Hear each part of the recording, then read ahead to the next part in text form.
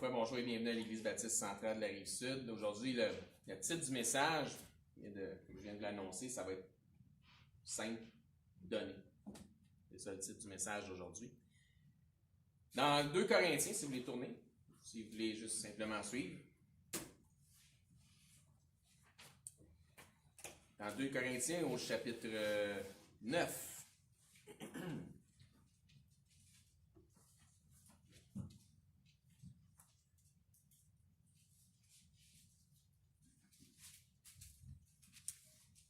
On va lire verset 6 et le verset 7.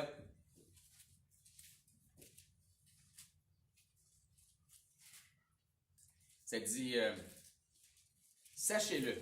Donc c'est bon, on va le savoir aujourd'hui. Celui qui sème peu, moissonnera peu. Et celui qui sème abondamment, moissonnera abondamment. Que chacun donne comme il l'a résolu dans son cœur, sans tristesse ni contrainte, car Dieu aime celui qui donne avec joie. Madame Michael, s'il va y avoir un mot de prière, s'il vous plaît, pour ouvrir le culte. Seigneur Jésus, tu nous as appelés pour travailler à ta vie. Amen. Merci.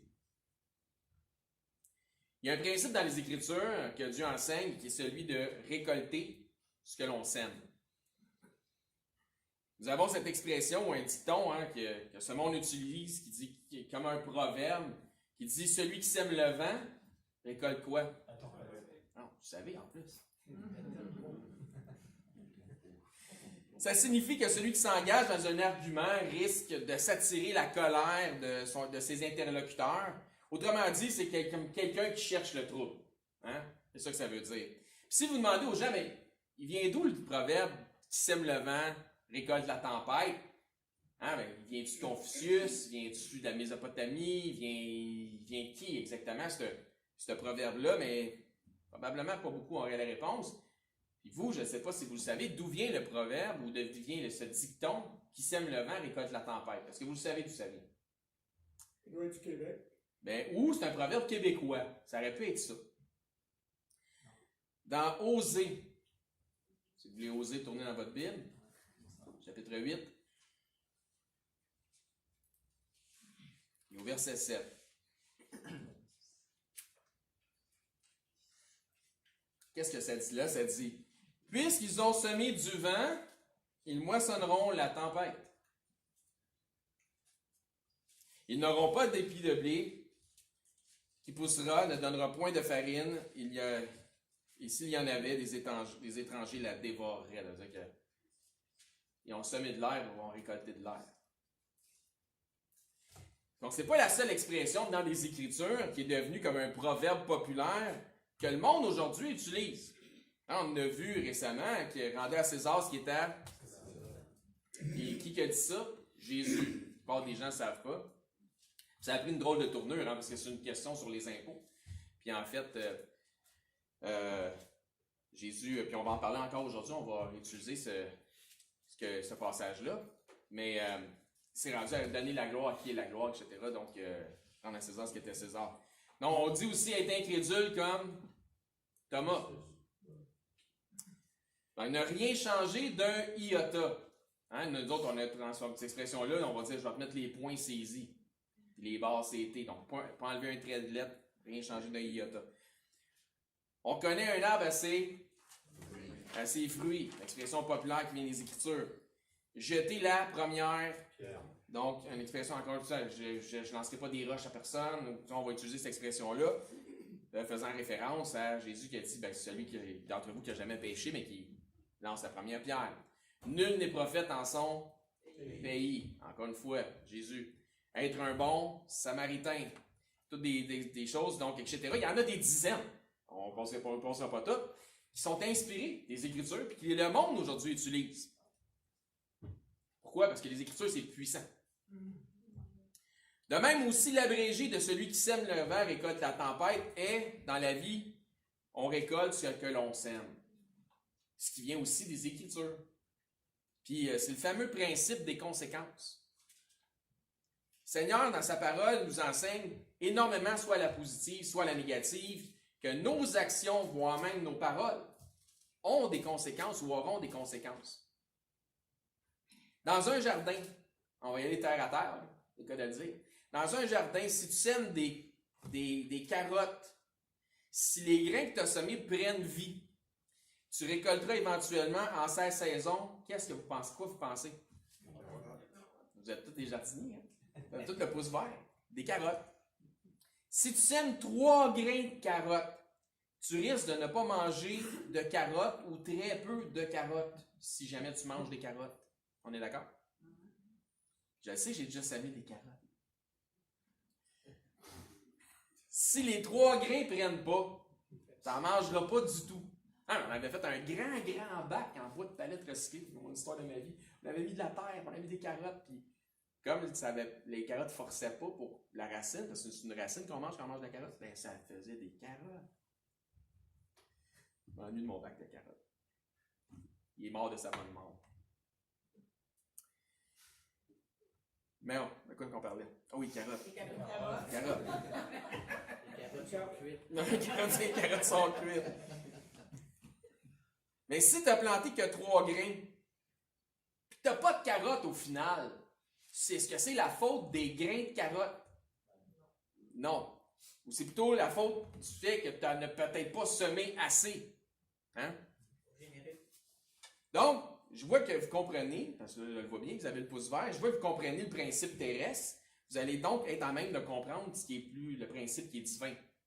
Que le Seigneur nous enseigne sur les dons, comme dans notre verset d'ouverture, ça disait, sachez dans 2 Corinthiens 9,6, sachez que celui qui sème peu, moissonnera peu. 3 grains de carottes, on met carottes, mais c'est pas. Et celui qui sème abondamment, moissonnera abondamment. Donc, ça dépend du semeur. Paul, ici, avec raison, fait une analogie entre donner et semer. Donc, il dit celui qui sème peu, donc celui qui donne peu, autrement dit. Il compare le don en espèces, à partir de nos finances, hein, que Dieu nous permet d'avoir, comme étant une semence que l'on met en terre. Encore, on était dans l'analogie, on était dans quoi, de figuré? Littéral, figuré, merci. Mais seulement cette semence ne se plante pas dans la terre. Non, elle n'est pas enterrer votre argent dans la terre, il ne se passera rien de bon avec ça. On a même un exemple dans les Écritures de ça, dans une parabole du Seigneur, il y a un type qui s'en va enterrer un talent, donc une pièce dans la terre, dans Matthieu 25, 18, puis Dieu, son maître lui fait des reproches dans la parabole des talents. Pour un croyant, sa semence monétaire doit être semée particulièrement, mais non pas exclusivement, dans le plat d'offrande. Je répète.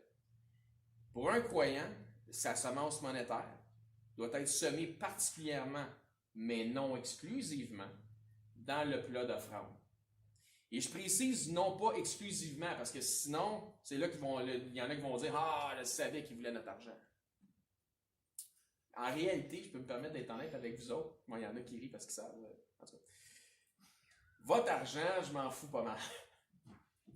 Ça a le moyen d'être honnête, mais vous autres, je vous aime. Mais ce que je veux pour vous, c'est ça qui est important, c'est que vous soyez abondamment bénis par le Seigneur. C'est ça que je veux pour vous autres. Puis si je retenais cet enseignement par un malaise quelconque ou un inconfort, parce que des fois, parler d'argent, c'est inconfortable, puis des fois, c'est malaisant. Si j'avais un inconfort quelconque, puis je retenais cet enseignement, mais je ne prêcherais pas tout le conseil de Dieu. Je manquerais donc à ma tâche si je ne prêchais pas tout le conseil de Dieu, puis vous manqueriez probablement des bénédictions que le Seigneur en réserve en liaison avec les dons en espèces. Puis ça serait de ma faute, parce que j'ai des comptes à rendre. Puis le Seigneur nous en parle beaucoup abondamment de ces choses-là, mais aussi il rattache des promesses puis des bénédictions aux dons en espèces. Ceux qui cherchent à avoir votre argent, habituellement, vont vous dire combien vous devriez donner. Moi, je vais vous parler de comment vous devriez donner, pas combien. Le comment n'est pas un combien.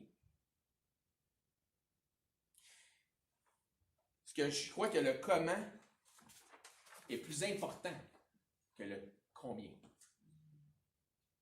Le combien, ça vous appartient. Mais le comment aux yeux de celui qui regarde aux intentions du cœur fait toute la différence. Dans 2 Corinthiens 9, 6, pour reprendre notre passage d'ouverture, sachez-le, celui qui sème peu moissonnera peu. Sachez-le. Et celui qui sème abondamment moissonnera aussi abondamment. Voyez-vous, il n'y a pas de précision à savoir combien. Qu'est-ce que peu? Qu'est-ce que abondamment? C'est relatif. Si tu as un sac de 500 grains de carottes, ça y est, parle encore des carottes. Mais si tu as un sac de 500 grains de carottes, puis tu en sèmes 5,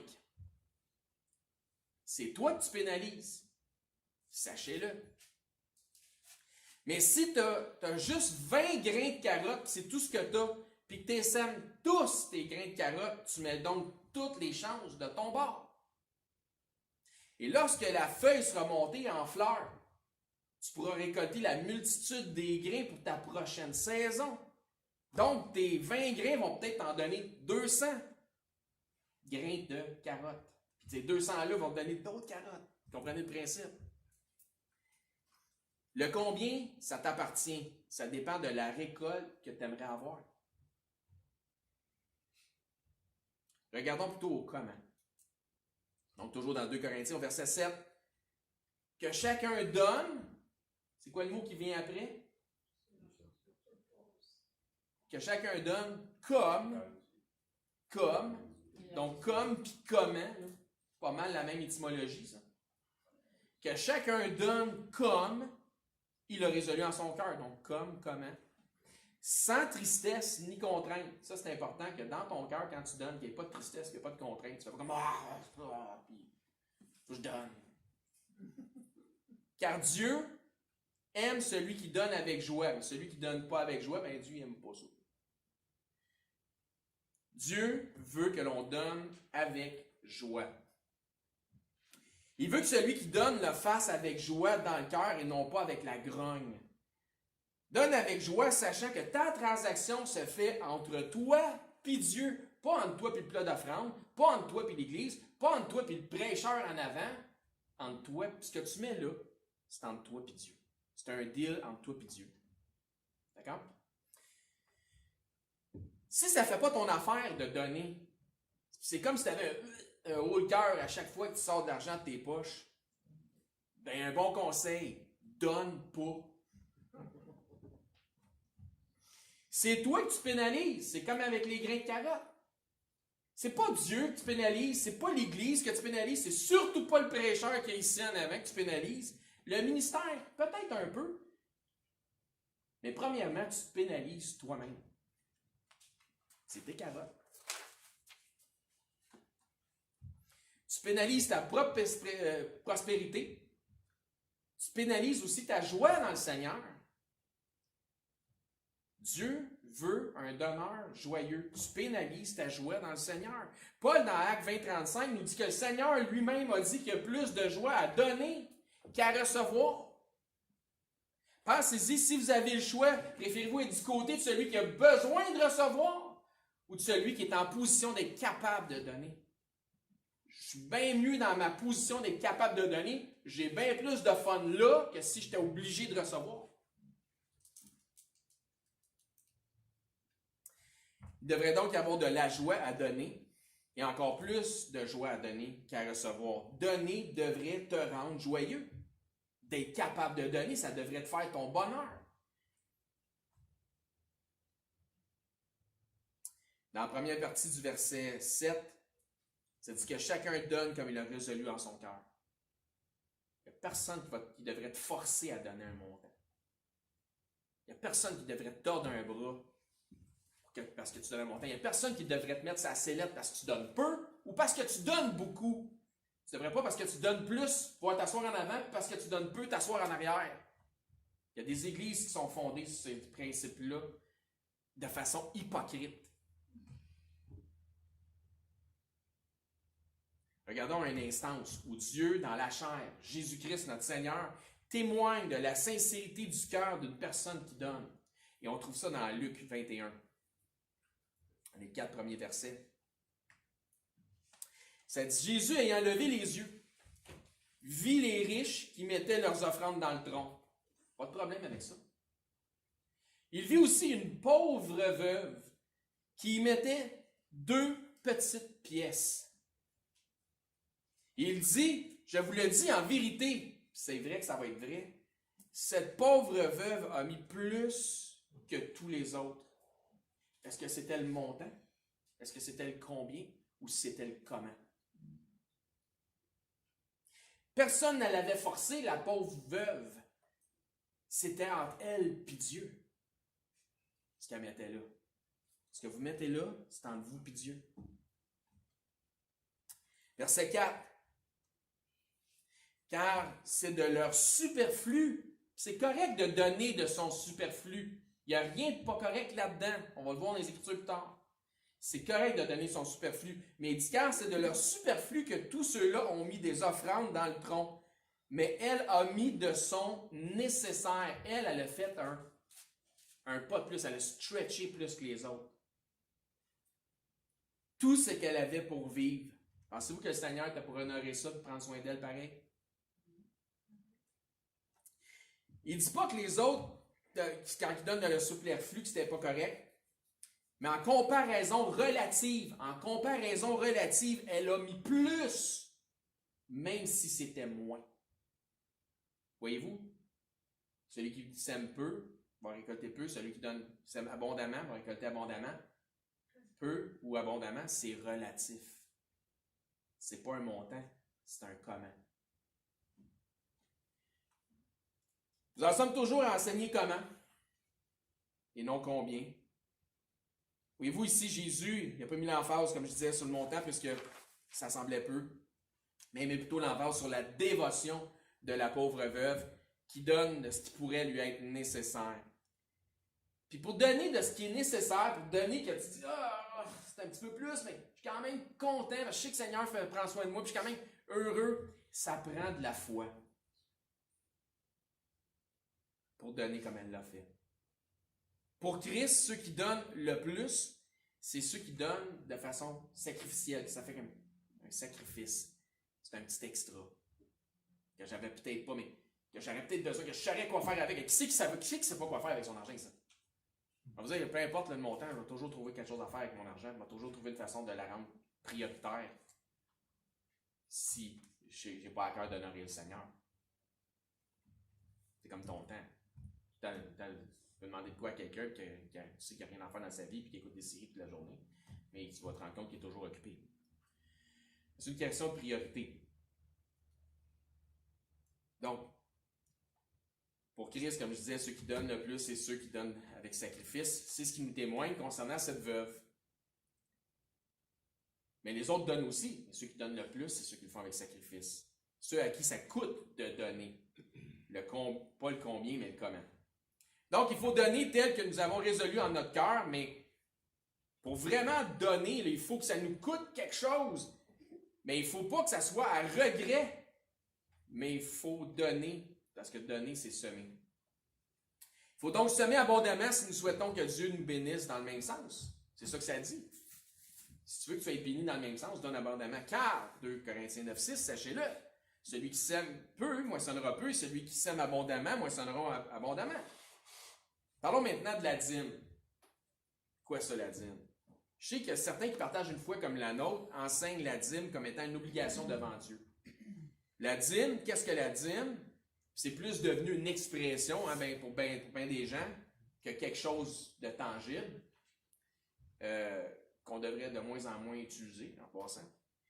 Je vais en parler parce que sinon, peut-être qu'il y en a qui vont poser des questions sur le sujet, puis c'est correct, c'est bien correct de vouloir savoir. La dîme représente un montant exact du revenu. Le mot dîme, c'est comme un dime en anglais sur $1, c'est 10 sous, donc c'est 10% du revenu. Ça, c'est la dîme. Donc, on va mettre des choses au clair. Puis, je ne me ferai peut-être pas d'amis dans ceux qui partagent une foi comme la nôtre. Mais certains enseignent que c'est une règle qui se perpétue pour le croyant dans l'ère du Nouveau Testament. La plupart de ceux qui l'enseignent disent que ceux qui ne donnent pas le 10% sur le brut, je ne dis pas que c'est tout le monde qui font ça, mais la plupart de ceux qui l'enseignent disent que ceux qui ne donnent pas 10% sur le brut donc avant impôt, et de tous leurs accroissements, que ce soit un cadeau, un don, peu importe, volent Dieu. Le passage utilisé pour justifier cet enseignement se trouve dans Malachie, qui est le dernier livre que l'on appelle l'Ancien Testament. Dans Malachie 3, au verset 8. Soyez bien attentif jusqu'à la fin, ça va la peine. Un homme trompe-t-il Dieu? Car vous me trompez. Et vous dites, en quoi t'avons-nous trompé? Dans les dîmes et les offrandes. Vous êtes frappés par la malédiction et vous me trompez, la nation tout entière. Apportons à la maison du trésor toutes les dîmes. Pardon, il dit apportez à la maison du trésor toutes les dîmes. Il ne dit pas donner, il dit apporter. Afin qu'il y ait de la nourriture dans ma maison. Mettez-moi de la sorte à l'épreuve, dit l'Éternel des armées, et vous verrez si je n'ouvre pas pour vous les écluses des cieux et si je ne répare pas sur vous la bénédiction en abondance. C'est un beau passage pour le vrai, qui parle de promesses, de bénédiction, mais qui ne parle pas juste de dîmes. Vous avez remarqué, ça parle d'offrandes aussi. Ça dit, vous m'avez trompé dans les dîmes et les offrandes. Puis après ça, il précise, apportez à la maison du trésor toutes les dîmes. Ça, vous me le devez, apportez-les. Les offrandes, mais ça, c'est votre affaire. La dîme à cette époque était effectivement une obligation pour le peuple d'Israël. Donc, une sorte d'impôt qui servait de la part du peuple pour les sacrificateurs parmi ceux qui étaient de la tribu des Lévites. Les Lévites étaient plus ou moins des fonctionnaires au service de Dieu et du peuple par le sacerdoce. Donc, c'est des fonctionnaires. On ne veut pas. Et ces gens-là devaient être payés d'une façon ou de l'autre. Cette tribu-là n'avait pas de terre, n'avait pas de champs, n'avait pas de troupeaux, etc. Donc, selon la loi et les ordonnances, la tribu des Lévites devait entièrement compter sur les dîmes et les offrandes du peuple, ce qui était pour eux leur part en dépit de ne pas avoir de champs, de troupeaux, etc. Il y avait donc la dîme, donc 10%, ainsi que les prémices des troupeaux et des récoltes, qui étaient effectivement une obligation. Sous la loi, cette partie, donc toujours académique, là, je vous enseigne ce que représentait la dîme, ce que c'est que la dîme. Sous la loi, cette partie, ce 10% appartient à Dieu, et Dieu s'en servait pour nourrir ses serviteurs, les Lévites. Est-ce que ça va jusque-là? Parfait. À partir de ce 10%, tu n'avais encore rien donné à Dieu.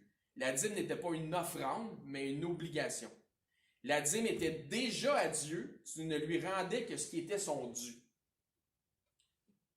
Vraiment comme un impôt, finalement. Hein? OK. Ce que tu ajoutais par-dessus ta dîme, là, ça devenait une offrande. C'est donc la même chose qui est enseignée dans plusieurs des églises qui partagent une foi comme la nôtre. Maintenant, est-ce que c'est ce que j'enseigne? Il y en a qui connaissent déjà la réponse? Non. C'est louche que je me dis, je ne me ferai pas beaucoup d'amis, mais en tout cas, comme ça. Je vous enseigne aujourd'hui les offrandes volontaires. La partie offrande qu'on a vue dans le texte de Malachie. Il y a des promesses de rattacher aux offrandes. Est-ce que ça fait en sorte que la dîme, 10% par exemple, c'est une mauvaise chose? Non. Plusieurs le font et sont effectivement abondamment bénis. Encore une fois, ce n'est pas le combien, c'est le comment. Si c'est 10% que tu as résolu en ton cœur, comme ça nous dit dans les Écritures, puis que tu le fais joyeusement, même si ça représente un sacrifice peut-être un peu pour toi, donc de te priver de d'autres choses, mais pour donner à Dieu, puis ça bénit ton cœur de le faire, mais c'est super, puis continue à le faire, puis que Dieu te bénisse à travers ça. Si c'est 20%, la même affaire. Maintenant, vous savez que je n'ai pas tendance à enseigner simplement ce que les autres enseignent juste parce que tout le monde l'enseigne. C'est pas parce que tout le monde enseigne quelque chose que c'est nécessairement bon ou que c'est nécessairement biblique. Je vais m'assurer d'avoir la même conviction. Si je n'ai pas la même conviction, je vais vous enseigner selon mes convictions. À vous autres de faire vos devoirs pour le reste. Premièrement, que je crois que ceux qui enseignent la dîme comme étant une obligation dans l'ère du Nouveau Testament font d'eux-mêmes des légalistes. Car la dîme a été incorporée sous la loi avec Moïse. Ou dans la loi plutôt, avec Moïse. La plupart de ceux qui enseignent la dîme comme étant une obligation parlent de dîmer à partir du brut et non du net.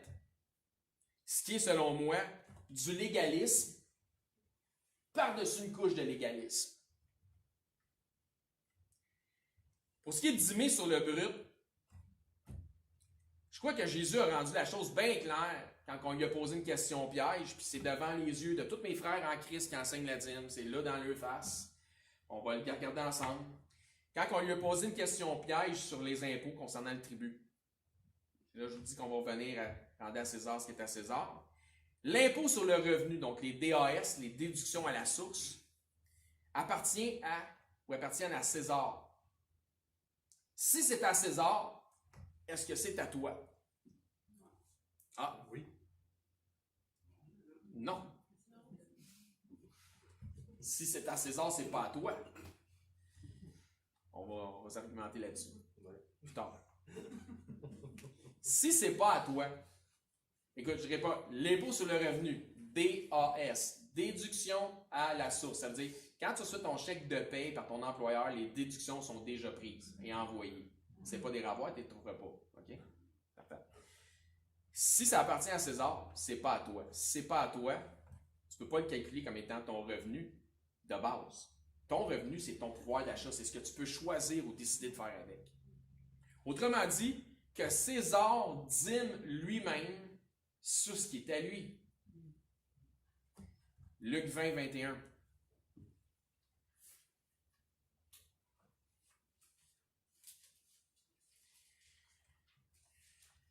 Ces gens-là lui posèrent cette question.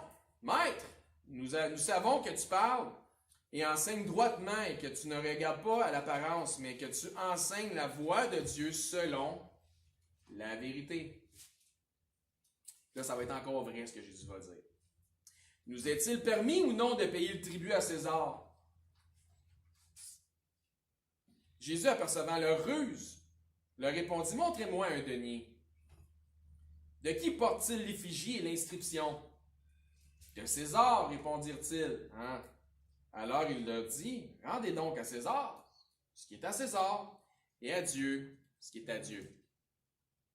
Morale de l'histoire, si la dîme est encore d'ordonnance aujourd'hui, tu n'aurais pas à dîmer sur l'argent qui n'est pas à toi. Donc ceux qui enseignent de dîmer, en plus qui enseignent de dîmer sur le brut, c'est du légalisme avec une petite couche de légalisme. Ce qui est à César n'est pas dans ton pouvoir, ça ne fait donc pas partie de ton pouvoir d'achat, tu ne peux pas choisir ce que tu peux faire avec. Mais encore, je crois que la dîme n'est absolument pas une obligation pour ceux qui ont part à la nouvelle alliance. Et voici pourquoi, dans les Écritures, sous nos yeux, tous les jours qu'on peut lire la Bible. Dans la nouvelle alliance, je suis ajouté avec ceux des circoncis, ceux qui ont cru en Jésus-Christ comme étant le Messie, ceux des nations. Nous autres, pour le part, on n'est pas de descendants juifs, qui ont cru aussi. Okay? Formant ainsi un seul corps, une seule et même nation, une seule maison spirituelle en Jésus-Christ. Donc, tout comme ceux des nations qui n'ont pas, eux, à être circoncis, je crois que nous n'avons pas l'obligation non plus d'adopter une coutume qui s'appelle la dîme comme étant une obligation. Justement, ceux qui enseignent la dîme comme étant une obligation vont souvent débattre sur le point que le fait que la dîme était avant la loi. Souvent, c'est leur point. Ils vont dire « Ouais, mais la dîme, c'était avant la loi. » Puis là, ils vont dire « Ouais, mais après ça, ça a été incorporé dans la loi sous Moïse. » Fait que c'était avant la loi, c'était incorporé sous la loi avec Moïse. Puis c'est aussi après la loi. Ça, bon, je ne sais pas que ça lui donne de débattre ça de même, mais ce à quoi je réponds, c'est la même chose pour la circoncision. Avant la loi, incorporé dans la loi. Ça te tente-tu qu'on applique la même règle? Mais ils vont dire, ben non, ça c'est du légalisme. Exactement. C'est exactement ça, c'est du légalisme. La dîme est une forme d'imposition, donc une obligation. Mais voici ce qui a été décrété de la part des apôtres, c'est pas rien, là, à propos des gens des nations qui n'avaient pas les mêmes coutumes que les Juifs. Nous autres, dans la plupart des églises, qui ont une foi comme la nôtre. Dans Actes 15, 22.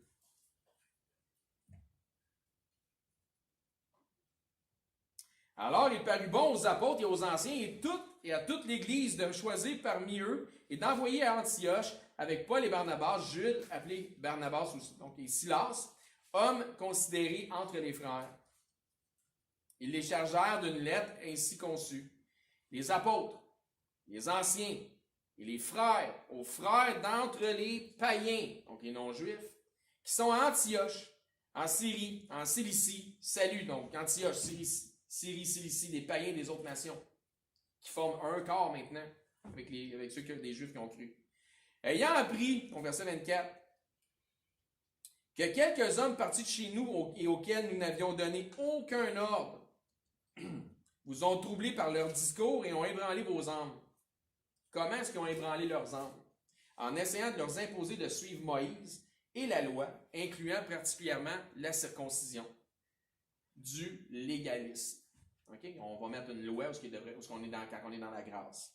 Sachez que la dîme a la même historique à ce niveau-là que la circoncision.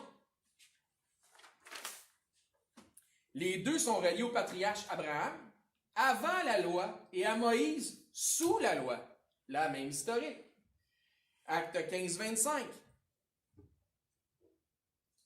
Nous avons jugé à propos, après nous être réunis tous ensemble, de choisir des délégués et de vous les envoyer avec nos bien-aimés Barnabas et Paul. Ces hommes qui ont exposé leur vie pour le nom de notre Seigneur Jésus-Christ. Nous avons donc envoyé Jude et Silas, qui vous annonceront de leur bouche les mêmes choses. Donc, ils vont corroborer. Car il parut bon quoi? Qui?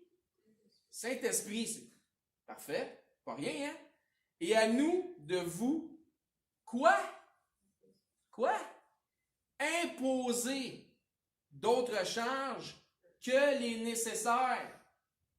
La dîme, c'était une forme d'imposition. Donc, le Saint-Esprit, la forme spirituelle de Dieu, c'est quand même pas dédaignable, ne souhaite pas imposer de charges que celles qui sont nécessaires. Vérifions donc ce qui est nécessaire dans ce qui est imposé et validons si la dîme il demeure comme il étant imposé. C'est drôle, je mets bien l'emphase sur le mot imposé. Pas pour rien que le mot impôt et imposé, ça a la même étymologie, là. Acte 15, 29. Savoir de vous abstenir des viandes sacrifiées aux idoles, du sang et des animaux étouffés, parce que s'il a été étouffé, il n'a pas été saigné. Hein? De l'impudicité, choses contre lesquelles vous vous trouverez bien de vous tenir en garde. Adieu. Ciao. Arrivederci. Bye. Il n'y a pas d'autre chose. Suivre la loi, les ordonnances de Moïse, la circoncision, ben c'est pas là. Ben non, je vois pas non plus 10% du revenu. La dîme non plus. Désolé. Case close. Abraham, le patriarche, était fort riche, en ce qui paraît, en argent, en or, en bétail. Il aurait donné la dîme. Là, c'est là que tu vas te faire apprendre. Ouais, mais Abraham, le patriarche, il a donné la dîme à Melchisedec, qui est au minimum un type de Jésus-Christ. Il y en a même qui vont dire jusqu'à dire que Melchisedec, c'était Jésus-Christ. Il ne faut pas aller jusque-là avec les Écritures, selon mes convictions. L'ironie, c'est que pour Abraham, le fameux 10% qu'il a donné à Melchisedec, c'est ironique parce que ça représentait une offrande volontaire. C'était 10%, mais c'était une offrande volontaire. Il n'y a personne qui a tordu un bras à Abraham, puis c'était pas une obligation. Lorsqu'Abraham est revenu de la défaite des rois, il a donné la dîme. Mais ce que souvent, ceux qui enseignent ne vous diront pas, c'est ce qu'on voit dans Hébreu, qui manifeste la dîme de quoi qu'il a donné. Okay? Donc, pas la dîme de ses propres biens, mais seulement 10% du butin qu'il venait à peine de récolter. Hébreux 7.4, considérez combien, donc je vais vous faire des passages, je vais vous lire des passages de lecture, vous n'aurez pas le temps de suivre, fait que tournez pas là. Considérez combien est grand celui, donc celui dans le contexte veut dire Melchisédek, auquel le patriarche Abraham donna la dîme du butin. Pas la dîme de il était riche en bétail, en argent puis en or. Du butin de la défaite des rois. Je pense que ça fait le tour sur ma position sur la dîme comme étant une supposée obligation. Alors, vous avez compris. Si tu souhaites donner 10% sur tout ton brut ou sur ton net, puis tu le fais avec joie dans le cœur, fais-le, mais sache que si tu ne le fais pas, tu ne voles pas Dieu. OK? Pour ce qui est des offrandes volontaires, voici. Luc 6,38. Donnez, il vous sera donné, on versera dans votre sein une bonne mesure, serrée, secouée, qui déborde. Car on vous mesurera avec la même mesure dont vous serez servi. Donc, encore une fois, tu récoltes ce que tu sèmes. Ecclésiaste 11,1. Jette ton pain sur la surface des eaux, car avec le temps, tu le retrouveras. Proverbes 3, 9 et 10. Honore l'Éternel avec tes biens et avec les prémices de tout ton revenu. Alors tes greniers seront remplis d'abondance et tes cuves regorgeront de mou. Tu récoltes ce que tu sèmes. Proverbe 11, 24. Tel qui donne libéralement devient plus riche. Tu récoltes ce que tu sèmes. Et tel qui épargne à l'excès ne fait que s'appauvrir. Tu récoltes ce que tu sèmes. Car, 2 Corinthiens 9, 6, sachez-le, celui qui sème peu moissonnera peu. Celui qui sème abondamment moissonnera abondamment. Voilà pour ce qui est maintenant de comment donner, je pense que vous savez. Voyons maintenant pourquoi donner. Vous pouvez donner pour honorer Dieu. Ça honore Dieu quand vous donnez. Sachez que Dieu vous éprouve et il éprouve votre cœur par l'entremise de votre portefeuille. Parce qu'on sait très bien que l'argent peut être une idole dans la vie de certaines personnes. Donc Dieu vous éprouve, il éprouve votre cœur à travers votre portefeuille. Jésus dit, là où sera votre trésor, sera aussi votre cœur. Donc Matthieu 6, 21, Luc 12, 34. Puis, vous savez que ça va dans les deux sens. Hein? Dieu vous éprouve, il éprouve votre foi à travers les dons ou les offrandes, mais aussi lorsque vous donnez dans un sens, ainsi vous éprouvez Dieu, vous le mettez à l'épreuve à cause de ses promesses. Parce qu'il dit que celui qui sème ou donne abondamment récoltera abondamment. Si pour vous, donner une poignée de change qui traîne au fond de votre poche, c'est ce qui vous rend joyeux, bien continuez ainsi. Mais, ce que je veux dire, c'est, étonnez-vous pas de la récolte. Mais, si la poignée de change que tu as dans le fond de tes poches, c'est tout ce que tu peux donner, que Dieu te bénisse au centuple. C'est pas combien, c'est comment. Maintenant, si vous ne pouvez pas donner, si vous êtes dans des difficultés financières, demandez de l'aide. Parce que, passez par les anciens, venez nous voir. Puis on pourra faire une analyse de vos besoins, puis ensemble, puis on va regarder comment est-ce qu'on peut améliorer votre situation. Ça nous amène à une autre raison, à savoir pourquoi donner. Bien, on peut donner afin de pouvoir aider les autres, afin qu'il y ait une forme d'équité. Comme j'ai dit, ça ne se passe pas exclusivement dans le plat d'offrande. On a déjà aidé certaines personnes ici, financièrement, dans le passé. On va continuer à le faire par la grâce de Dieu. Personne ne devrait manquer de vêtements ou de nourriture parmi nos frères et nos sœurs. Principalement dans l'Assemblée ici. On devrait être solidaires. On peut tous passer par des moments difficiles au niveau financier, des périodes plus creuses. Encore une fois, pourquoi donner? Ça peut être aussi pour supporter le ministère. Le bâtiment, par exemple, les rénovations, la climatisation, les améliorations, l'électricité, le chauffage, l'entretien intérieur-extérieur, le déneigement, la pelouse, les mondages, les taxes, les équipements, etc., etc., etc. Tu sais, vous profitez de bancs qui sont bien... On avait des bancs d'église en bois avant qui étaient très peu confortables. Vous profitez de bancs qui sont bien confortables. On est une petite assemblée sans prétention, mais quand même, il y a des besoins. Puis c'est votre église ou c'est votre assemblée. Puis de venir se réunir ici semaine après semaine, s'assembler dans un bâtiment qui est dédié, c'est un grand privilège. Mais définitivement, c'est un privilège qui vient avec des coûts. Bon, Il n'y a pas rien d'orné en or ici. Là. Puis les luminaires datent de je ne sais pas combien de temps, mais ça éclaire, ça fait la job. On est à l'abri des intempéries. Donc, définitivement, c'est des privilèges qui viennent avec des coûts. La question, c'est combien ça vaut pour vous à chaque dimanche lorsque vous venez. À vous de savoir. Sans chercher à faire une comparaison, mais plutôt pour vous mettre en perspective. Si vous avez l'habitude, d'exemple, de dépenser des dizaines de dollars à toutes les semaines pour des activités de divertissement, mais que tu as de la difficulté à sortir un 5 pour mettre dans le plat d'offrande, je vous suggérerais de considérer où est votre priorité. Car comme ça a été mentionné, où est ton cœur, là aussi sera ton trésor. La question, c'est que as-tu le cœur vraiment à bonne place?